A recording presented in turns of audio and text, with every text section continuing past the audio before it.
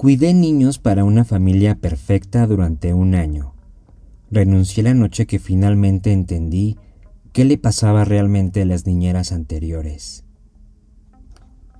Me llamo Jimena y tenía 25 años cuando conseguí el que parecía el trabajo soñado.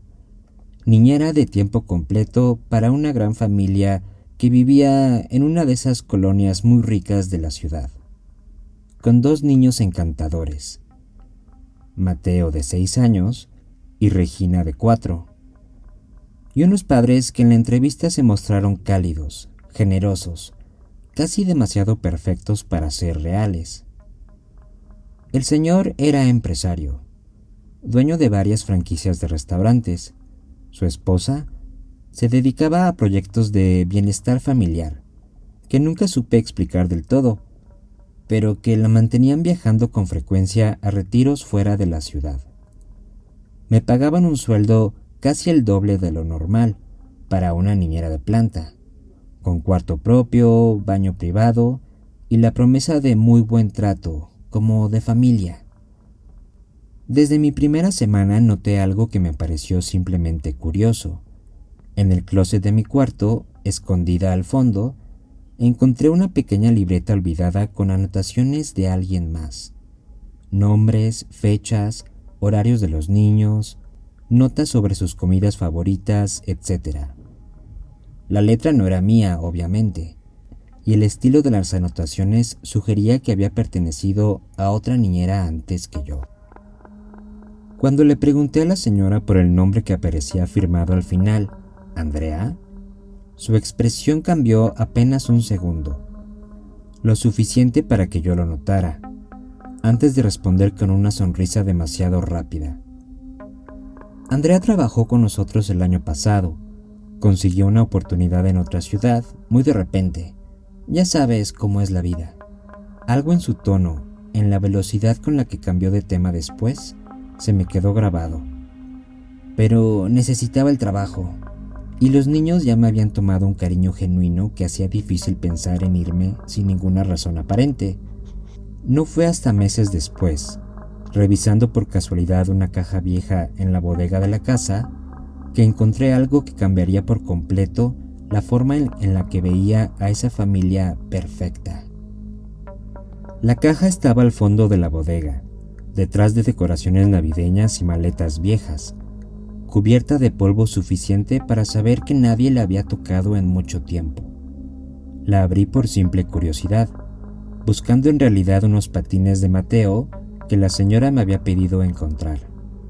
Adentro no había patines, había credenciales.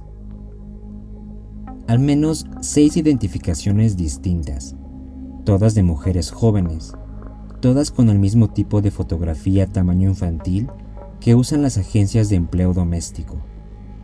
Reconocí un nombre de inmediato: Andrea, la misma niñera de la libreta que había encontrado en mi closet meses atrás. Pero había más: Renata, Yolanda, Fernanda, cada una con una fecha de contratación distinta, abarcando casi 8 años. Debajo de las credenciales, una carpeta con recibos de pago, y algo más inquietante, comprobantes de depósitos hechos a nombre de cada una de esas mujeres, fechados varios meses después de que, según lo que dijo la señora, hubieran conseguido otra oportunidad en otra ciudad. Depósitos pequeños, mensuales, disfrazados como si fueran alguna especie de indemnización silenciosa. Con las manos temblando, tomé fotos de todo con mi celular antes de guardar la caja exactamente como la había encontrado. Esa noche no pude dormir, dándole vueltas a la pregunta que se negaba a dejarme en paz. ¿Por qué una familia pagaría, año tras año, una mensualidad secreta a mujeres que supuestamente ya no trabajaban para ellos? Al día siguiente, aproveché que llevé a Mateo al parque para buscar en internet, con mucho más cuidado esta vez, el nombre completo de Andrea. Encontré su perfil en redes sociales, inactivo desde hacía casi un año, con el último post siendo una fotografía borrosa, tomada de noche, con un pie de foto que solo decía: ya no puedo seguir callada. Si algo me pasa, revisen la casa de los señores. Ese post tenía apenas 3 comentarios, todos preguntando si estaba bien, pero ninguno respondido. Regresé a la casa esa tarde con una sensación de frío que no tenía nada que ver con el clima, decidida a averiguar de una vez por todas qué era exactamente lo que la familia perfecta para la que trabajaba llevaba años ocultando detrás de esa fachada de sonrisas cálidas y sueldos generosos. Esa noche, después de acostar a los niños, decidí investigar con más cuidado la zona de la casa a la que nunca tenía acceso, el estudio privado del señor, siempre cerrado con llave, ubicado al final de un pasillo que la señora llamaba la oficina de los negocios importantes. Encontré la puerta entreabierta por primera vez en el año que llevaba trabajando ahí. Adentro, el señor hablaba por teléfono en voz baja de espaldas a mí, sin notar mi presencia en el pasillo. Alcancé a escuchar solo fragmentos. La misma situación que con Andrea. No podemos permitir que otra hable con la prensa. El pago mensual es más barato que el problema legal. Se me heló la sangre. No era una indemnización silenciosa. Era dinero para comprar silencio sobre algo que Andrea había estado dispuesta a denunciar.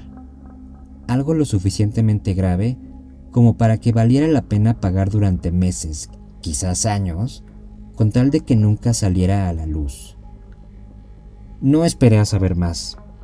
Regresé a mi cuarto, tomé mi mochila con lo esencial y aproveché que los niños dormían profundamente para escribirle un mensaje a mi hermana explicándole todo, con las fotos de las credenciales y los recibos adjuntas, pidiéndole que si no sabía de mí en unas horas, llamara a la policía con esa información.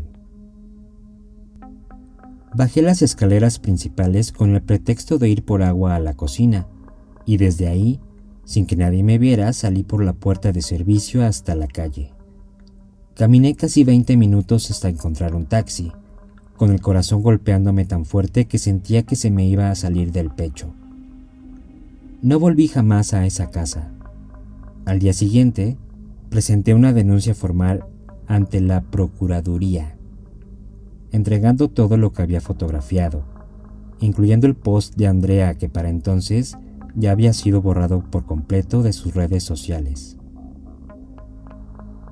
La investigación tardó casi un año.